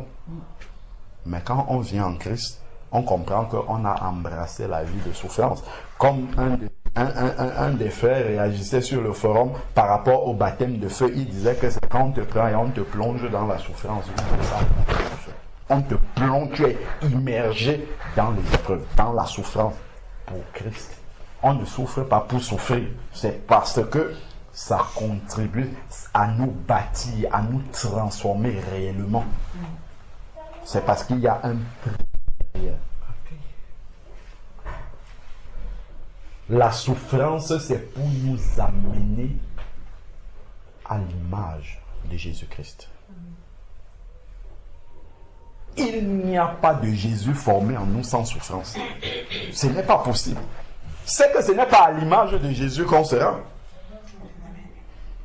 On sera à une autre image. La Bible nous dit dans Romains chapitre 8, verset 29, qu'il est le premier-né d'un grand nombre de frères et le Seigneur nous a élus, il travaille pour que nous soyons semblables à l'image de son Fils. Et l'image de son Fils, c'est une image de souffrance. C'est une image de rejet. C'est une image de renoncement, en fait, à soi-même. Celui qui veut me suivre, qui ne renonce à lui-même d'abord. C'est ça qu'il dit dans Matthieu. Hein. Le passage de Luc qu'on a lu dans Matthieu 16, 24. Il le dit d'une autre manière. Matthieu 16, verset 24. Alors Jésus dit à ses disciples, si quelqu'un veut venir après moi, qu'il renonce à lui-même. En fait, si tu n'as pas renoncé à toi-même, tu ne pourras pas être disciple de Jésus-Christ. Si tu veux toujours dire, ah, moi ceci, moi cela, moi c'est... En fait, tu ne pourras pas être disciple. Tu vas avoir une belle religion, mais pas disciple de Jésus-Christ. Si tu acceptes dès le début qu'il y a beaucoup de choses qu'il faudra, il y a une marche que tu devras avoir qui va complètement à l'encontre de ce que ta volonté personnelle désire. Si tu n'as pas accepté ça, en fait, tu ne seras pas disciple de Jésus-Christ. Et donc, tu ne pourras pas faire des disciples aussi. Parce que le Seigneur a dit, allez à travers le monde et faites de toutes les nations. Il n'a pas dit des religieux. Il n'a pas dit des personnes qui adhèrent à votre mouvement. Il a dit faites des disciples. Donc des personnes qui sont prêtes à porter leur croix, à souffrir, à marcher pour le maître. C'est ceux-là que le Seigneur demande de former. Il ne dit pas, oh, nous sommes une belle église, nous sommes remplis, nous sommes nombreux. Combien sont disciples? Si le Seigneur vient, c'est ça qu'il va demander. Il ne dit pas combien vous êtes. Il dit combien parmi vous là sont disciples. C'est eux qui m'intéressent. C'est à cette stature-là que je veux vous amener. Combien sont réellement disciples de Jésus-Christ? Si quelqu'un ne renonce pas à lui-même et se charge de sa croix, il ne peut me suivre. Donc, il ne peut pas devenir disciple de Jésus-Christ. Donc, méditons bien sur ces paroles-là sans se mentir nous-mêmes, en examinant concrètement nos vies depuis que nous sommes devenus enfants de Dieu, depuis que nous sommes devenus, depuis que nous disons que nous sommes disciples de Jésus-Christ. Regardons avant, regardons après, soyons capables de lister ce qui a changé concrètement dans notre vie, dans nos cœurs, ainsi de suite. Si je dis par exemple à quelqu'un aujourd'hui, certains sont passés dans les eaux du baptême, ça fait 1 an, d'autres moins d'1 an. Si je demande, est-ce que vous pouvez me dire si réellement vous voyez une croissance spirituelle dans votre vie? Depuis que vous écoutez les messages, est-ce que concrètement, pratiquement, est-ce que vous ressentez une croissance spirituelle dans votre vie? Une transformation réelle? Un changement radical pratiquement? Est-ce que l'autre peut dire, pour ceux qui sont là depuis un peu avant, par rapport à l'année passée et cette année-ci, ça a changé dans ma vie. Avant, je ne comprenais pas ça, ou bien je ne savais pas comment mettre en pratique, mais maintenant, ça, c'est sûr que c'est un acquis dans ma vie. Ça aussi, c'est un acquis. Ça, c'est maintenant différent. Est-ce qu'on est capable de dire ça? Si on examine concrètement, c'est de cette manière-là, en fait, que nous devons avancer en nous préoccupant. Est-ce que réellement ma vie change? Est-ce que réellement ma vie est transformée au fur et à mesure que la parole, la Bible dit en fait qu'il faut désirer comme des enfants, c'est dans 1 Pierre 2. Il faut désirer comme des enfants nouveau-nés le lait non frelaté de la parole pour que vous croissiez. La parole de Dieu, c'est pour que nous grandissions. Mais il n'y a pas de croissance, il n'y a pas d'obéissance. Quand j'écoute la parole de Dieu, je dois désirer vivre cette parole-là. Parce que quand je vais commencer à vivre cette parole, je vais grandir. Et Dieu va amener justement les circonstances pour que je puisse expérimenter cette parole-là. Et si je la vis bien, en fait, je vais grandir spirituellement. Mais si je n'obéis pas à cette parole-là, en fait, je vais rester au même stade. Mais intellectuellement, il y aura beaucoup de connaissances comme ça que j'aurai acquises. Mais par contre, sans changement dans ma vie. Il n'y aura rien de changé pratiquement. Mais je pourrais m'asseoir comme ça et discuter de beaucoup de sujets de la Bible, mais ça restera quelque chose de théorique complètement. Mais ça n'aura rien apporté, le fruit réel dans ma vie, ça n'aura rien apporté. Parce que je ne suis pas entré réellement dans le désir d'obéir. Et c'est parce que dès la case de départ, le renoncement n'est pas là. Le désir de porter ma croix, de me charger, d'accepter la souffrance dans ma vie, je n'ai pas décidé. Mon cœur n'est pas tout entier pour le Seigneur. Il y a encore une partie de moi qui est là, qui essaye de vivre et puis d'avoir sa propre volonté. Donc, c'est tout ça en fait. Si ces choses-là n'ont pas avancé et que je vois vraiment le fruit digne de la repentance qui arrive, qui progresse dans ma vie, en fait, je ne suis pas utilisable par le Seigneur. Parce que le but de tout enfant de Dieu ne doit pas être « je suis sauvé, j'attends la nouvelle Jérusalem ». Je suis sauvé, si Dieu me laisse sur la terre, c'est pour être utile pour lui. Il faut que je sois un vase d'honneur utilisable par le Seigneur. Mais Dieu, avant de t'utiliser, il veut être sûr que tu es formé. S'il envoie quelqu'un vers toi, il faut que la personne puisse cueillir les fruits dans ta vie, en fait. S'il n'y a pas de fruits, qu'est-ce qu'on va cueillir dans ta vie? Si ta vie ne produit pas de fruits, si Dieu envoie des personnes, ils vont cueillir quoi? Il n'y aura rien à cueillir. Si tu te dis, mon frère, ma soeur, comment tu as géré telle situation par rapport à la parole de Dieu, si tu n'as rien à dire, le Seigneur ne va pas envoyer des personnes vers toi. Parce que la Bible nous dit dans Éphésiens chapitre 4, verset 11, que Dieu a donné les apôtres, les prophètes, les docteurs, de tous les ministères dans l'Église pour le perfectionnement des saints en vue de l'œuvre du service. Parce que tout le monde est amené à servir Dieu. Donc les ministères, la parole qu'on apporte là, c'est pour que le peuple de Dieu soit nourri, grandisse et devienne eux-mêmes utilisables par le Seigneur. Aille partout où ils sont et portent du fruit là-bas, en fait. Mais si ce mécanisme-là ne s'est pas mis en place, je passe 1 an, je passe 2 ans, je passe 3 ans, je suis toujours là, j'écoute des messages, ma vie ne change pas concrètement, je ne vois pas Dieu me conduire vraiment dans une vraie vie de disciple en me donnant des responsabilités dans le corps de Christ. Je dois m'arrêter et dire, Seigneur, il y a quelque chose qui ne va pas. Est-ce que c'est ta parole que je ne connais pas? Si tu connais la parole, ça veut dire qu'il y a un autre problème. Il y a un blocage quelque part. Il y a quelque chose que je ne fais pas bien. Il y a un processus dans la vie du disciple qui s'est mal passé chez moi en fait. Donc, ce que je lis dans la parole, je ne vois pas comment est-ce que ma vie spirituelle, ma vie de disciple, j'ai envie de dire ça, évolue véritablement. Et il n'y a pas de plus grande joie dans le cœur du disciple de voir quand Dieu commence à te confier des choses. Il te confie une mission, tu l'amènes jusqu'au bout, tu pries pour tel sujet, tu vois comment le sujet aboutit, tu exhortes telle personne, tu vois la personne grandir. Ça en fait, tu réalises que tu es utile pour le maître. Et c'est la seule chose pour laquelle je suis sur la terre. Si tu es sur la terre et que tu portes du fruit pour le monde, tu as bâti des immeubles et tout ça, ça ne sert à rien en fait. Ce n'est pas ça les attentes du Seigneur en nous laissant ici sur la terre. Il nous aurait pris depuis longtemps. C'est pour que nous soyons là et que nous portons du fruit. Et ce fruit-là, que d'autres puissent venir vraiment cueillir de ces fruits-là. Ça doit être une préoccupation dans nos cœurs. Si je vis seulement pour moi, je suis converti, je vis pour moi, bon, j'attends le Seigneur. En fait, c'est que je n'ai pas encore compris le but. Il y a un but, en fait, dans l'évangile. Quand le Seigneur vient, il te sauve, tu étais une pierre morte, il fait de toi une pierre vivante. C'est vraiment pour que tu vives et que tu portes du fruit. C'est pas que tu restes là comme une pierre qui est dans le mur. Elle a trouvé sa place dans le corps de Christ et elle ne bouge plus. Non, c'est une pierre vivante. Ça doit vivre réellement. Ça doit faire des choses. Et c'est dans un processus de croissance spirituelle, en fait. On doit vraiment s'interroger sur ces choses-là. C'est très, très important. Sinon, en fait, on aura une vie spirituelle monotone, en fait. Et on va finir par s'ennuyer.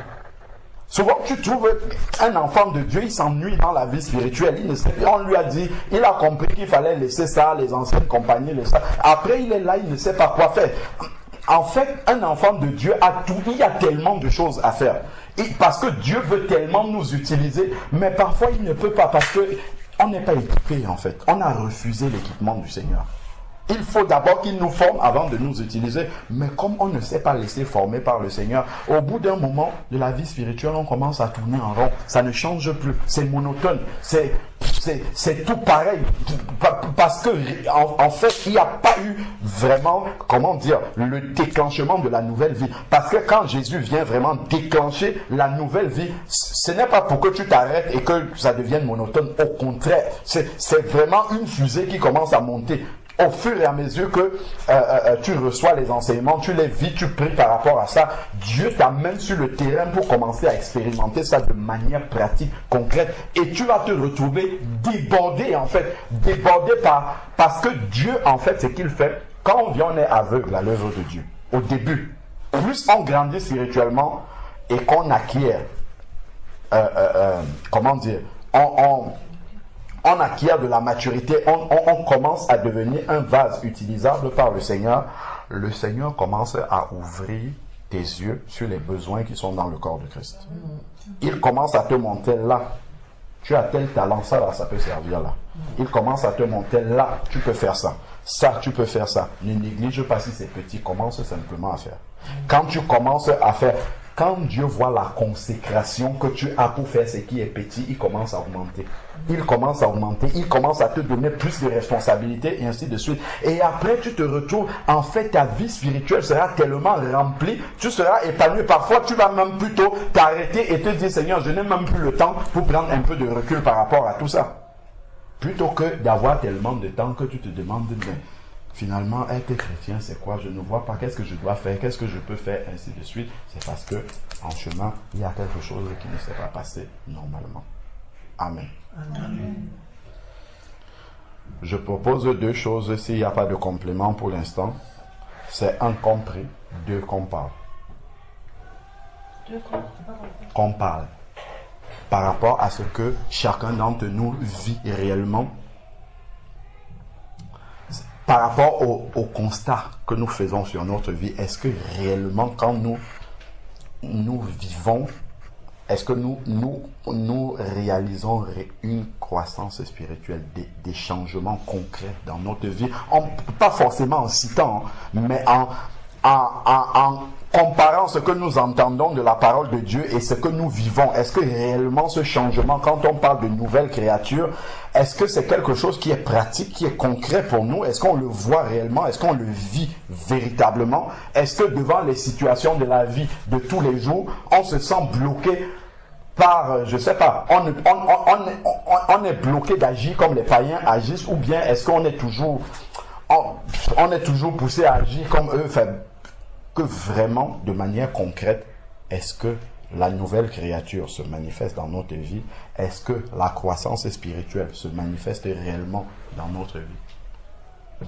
C'est important de temps en temps, ou même régulièrement, de s'arrêter pour voir est-ce que je progresse, est-ce que je stagne, ou est-ce que je regresse, parce que c'est possible aussi. Il y en a qui commencent à infuser comme ça, après stagne, après commence à descendre. Il vaut mieux commencer doucement, doucement, mais monter toujours, jusqu'à ce qu'on atteigne le but que le Seigneur avait pour notre vie. C'est important en fait de ne pas de ne pas entrer dans la religion en fait. C'est vraiment important. Si on ne fait pas ces bilans-là, personnellement, là on peut avoir un moment où on parle, mais chacun personnellement dans sa vie spirituelle doit toujours avoir ces moments de questionnement, de bilan comme ça, pour savoir est-ce que je suis toujours en train de marcher et d'avancer et de grandir avec le Seigneur, ou est-ce que je me suis arrêté, ou est-ce que c'est devenu, quand je parle de la religion, ça devient l'habitude. En fait, il n'y a plus de changement, c'est tout comme avant, ainsi de suite. Donc, c'est important vraiment d'avoir conscience de cela et de veiller à ce que notre vie soit réellement transformée. Amen. Seigneur éternel Dieu de grâce, Père, ta parole est la vérité. Et nous savons, Seigneur Dieu Tout-Puissant, qu'il n'y a pas d'ombre de variation en toi. Seigneur, ce que tu dis, tu l'accomplis. Tu nous as dit dans ta parole que tu nous as donné un cœur nouveau. Père, par la foi, nous croyons que lorsque nous avons expérimenté la conversion, tu nous as donné véritablement un cœur nouveau. Père, nous voulons te demander pardon parce que bien souvent, nous réalisons que dans ce cœur nouveau que tu nous as donné, nous avons nous-mêmes introduit des souillures là-dedans. Père, nous te demandons pardon parce que nous voyons souvent des mauvaises pensées. Nous voyons souvent, Seigneur Père, des amertumes. Nous voyons souvent, Seigneur Père, des soupçons du mal. Parfois même, ça peut aller jusqu'au manque de pardon. Nous voyons, Père, nous refusons la croix alors que ton cœur n'a pas renoncé à la croix, Seigneur Père. Mais nous voyons toutes ces choses encore se manifester. Père, nous voulons te demander pardon. Nous voulons vraiment, Seigneur Dieu, expérimenter de manière concrète cette vie nouvelle que tu nous as donnée. Car si tu dis que les choses anciennes sont passées et que toutes choses sont devenues nouvelles, Père, c'est la vérité. Si nous ne voyons pas ça, Seigneur Père, c'est que nous avons nous-mêmes bloqué quelque part. Nous avons nous-mêmes fait obstacle, Seigneur Père, à la transformation que tu veux opérer dans nos vies, Seigneur Père éternel. Seigneur, nous voici dans notre faiblesse devant toi. Père, que vraiment nos yeux puissent s'ouvrir sur ce qui ne va pas, Seigneur Père, dans notre croissance spirituelle. Seigneur Père, s'il y a blocage quelque part, dans la vie de mon frère, dans la vie de ma sœur, blocage spirituel, blocage de croissance spirituelle. Père, que tu puisses l'éclairer, lui ouvrir les yeux sur ce qui bloque, sur ce qui empêche, Seigneur Père, qu'il devienne véritablement utilisable entre tes mains. Car nous savons que tu veux utiliser tous tes enfants sans exception et tu veux nous utiliser sans limite, Seigneur Père éternel. Si nous ne sommes pas pleinement utilisés par toi, Père, nous savons qu'il y a des choses qui ne vont pas. Seigneur Père éternel, qui ne se passent pas comme elles auraient dû se passer dans la croissance normale d'un disciple, Seigneur Père éternel. Seigneur Dieu, nous te prions de venir nous éclairer encore et de nous aider, Seigneur Père, à pouvoir avancer et d'être de véritables disciples qui portons beaucoup de fruits, Seigneur Père éternel. Car c'est cela même que tu désires, que nous allions et que nous portions beaucoup de fruits. Ta parole dit que tu veux nous émonder.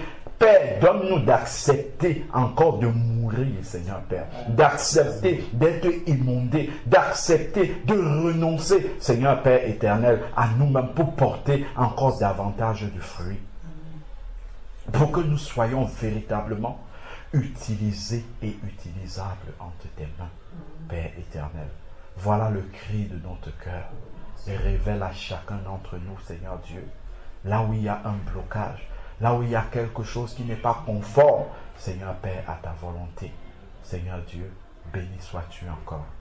Donne-nous de continuer, Seigneur Dieu Tout-Puissant, à rechercher ta face, à ne pas accepter le chemin large, Seigneur Père, mais, Seigneur Dieu, de persévérer sur le chemin étroit, Seigneur Dieu, afin que ton œuvre puisse être manifeste en nous, Père éternel. Que toute la gloire te revienne d'éternité en éternité au nom de Jésus-Christ. Amen. Amen.